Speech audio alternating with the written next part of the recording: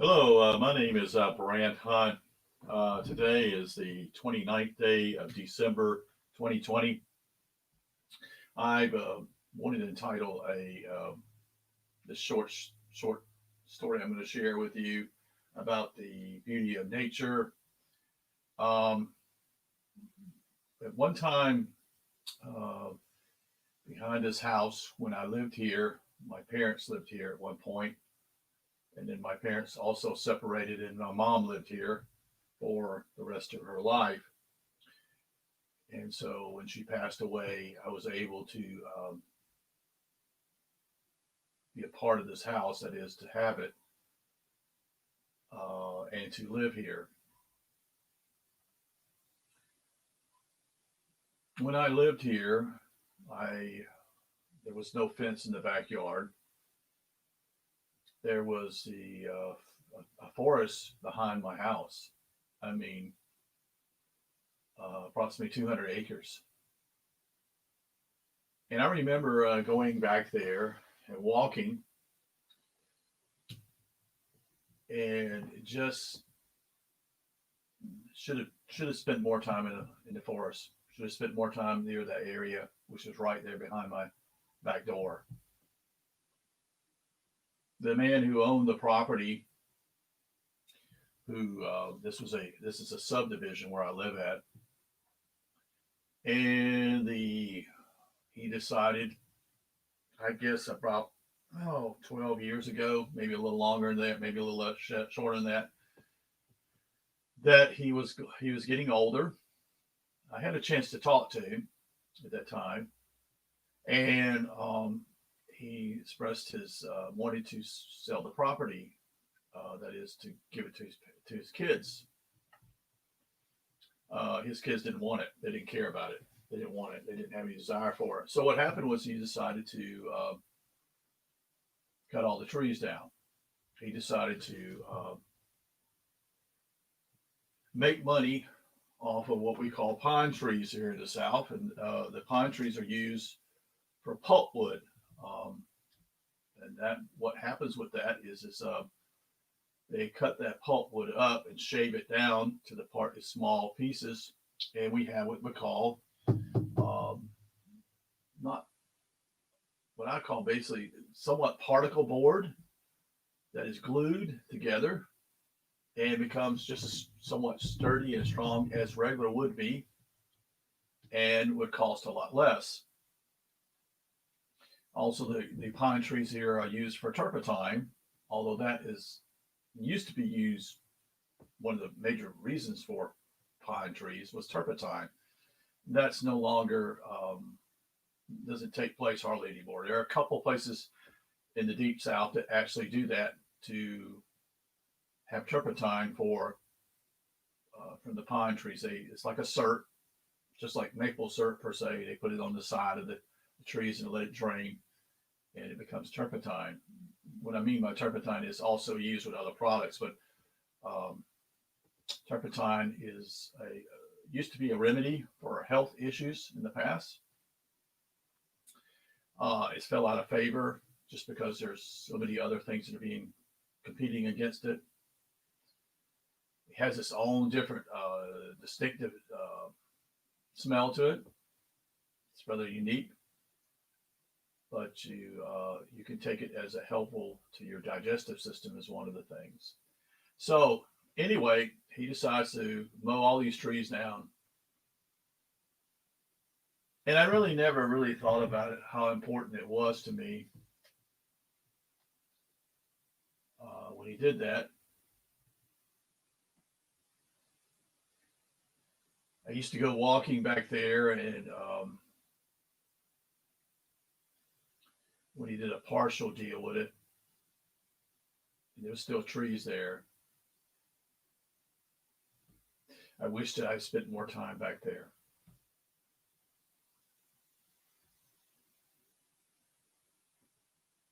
And I wish I'd have said something to him about, you know, hey, why are you cutting these trees down? You're going to die, you see. But his realization is it's always about money. You see, money leads people to do all kinds of crazy things. if he was going to pass away, why do you just, but he was not going to do that.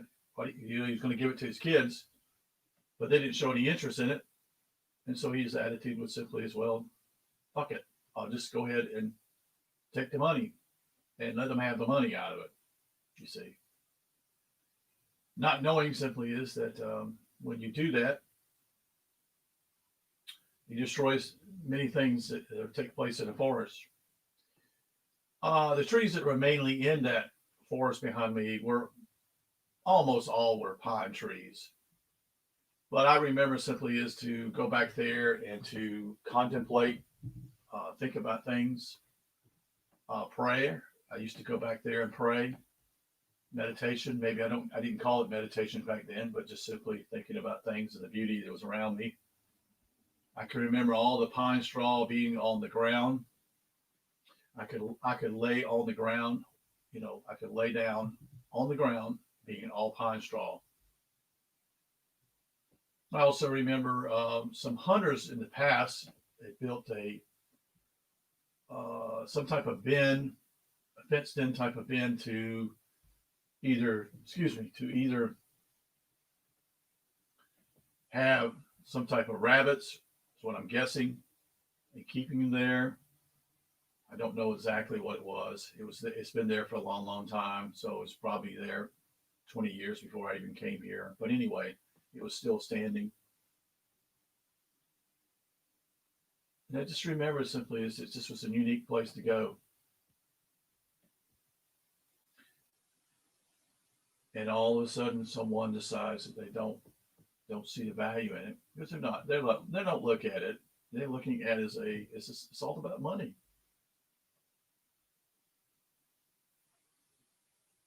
That's our God.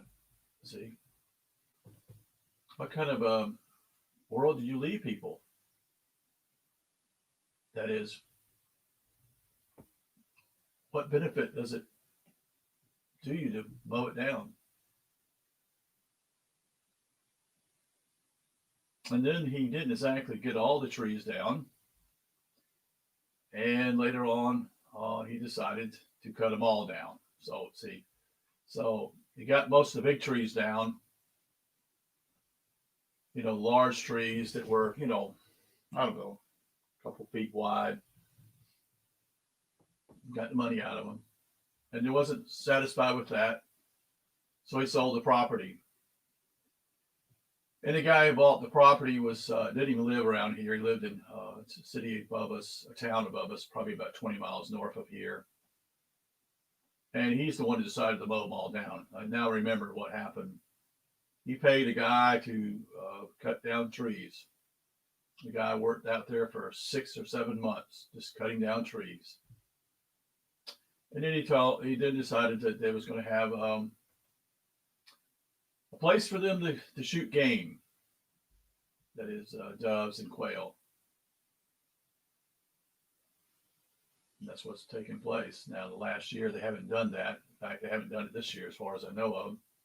It's like a gun club. The man doesn't pay any taxes on it. Well, I should say he does pay some taxes on it, but it's considered farmland. And the way they do it here in South Carolina simply is when you claim it's farmland, you don't have to even do farmland. You don't have to do cultivation or anything. You don't have to grow anything. And their taxes to do this are far less than people who live in houses, which doesn't make any sense considering that it's over 200 acres. I asked one time if I could buy an acre or two, and they never got back to me. They didn't care. So this is the kind of legacy we are leaving for the young people, and what a shame. It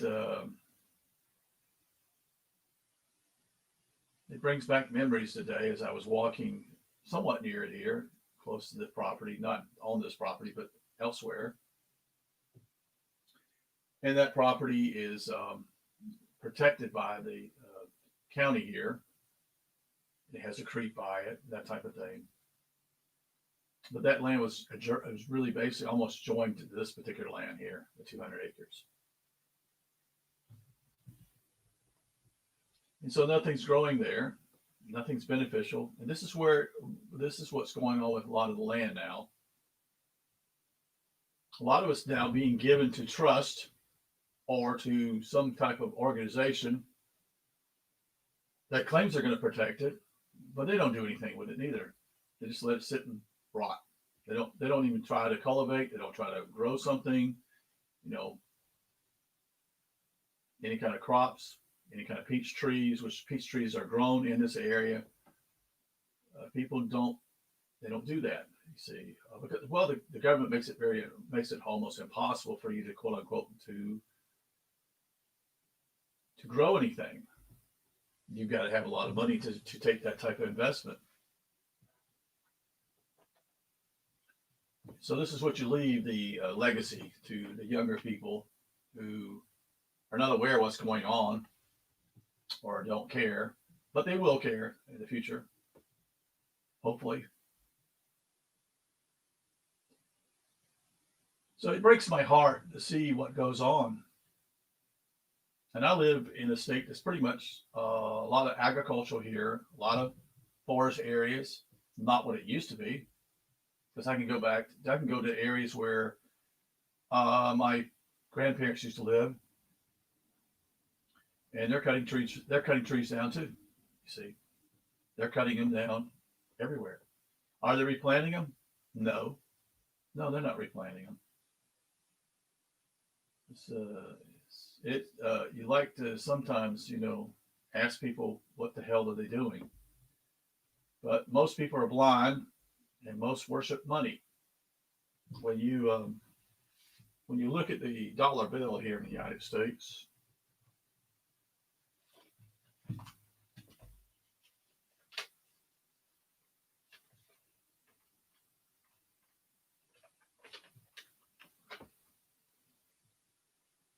it says, "In God we trust."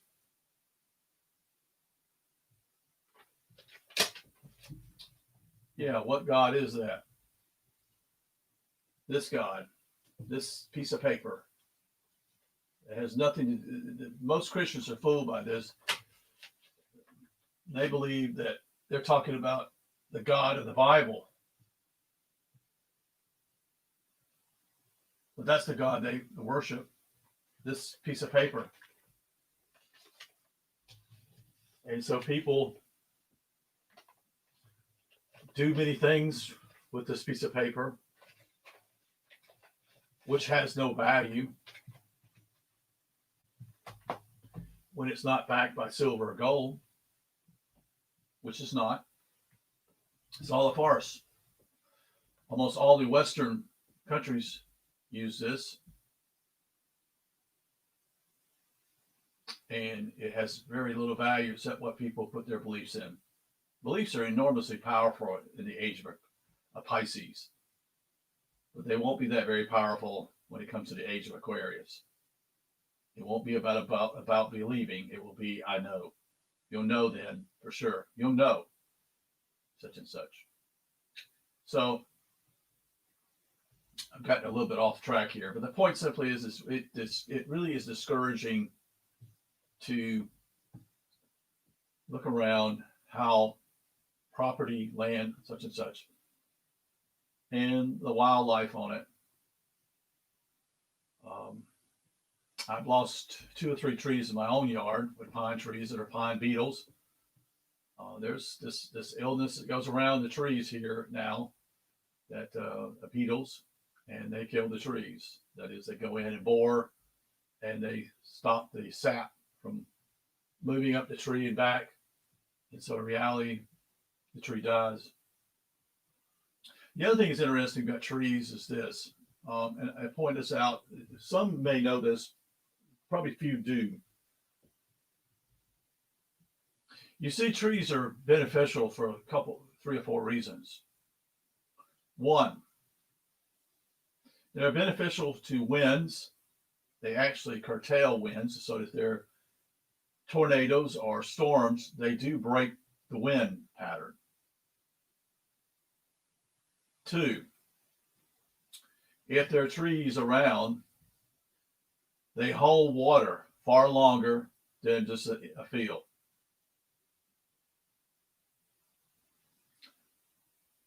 So what it means simply is that the water is there, so it's beneficial for all life.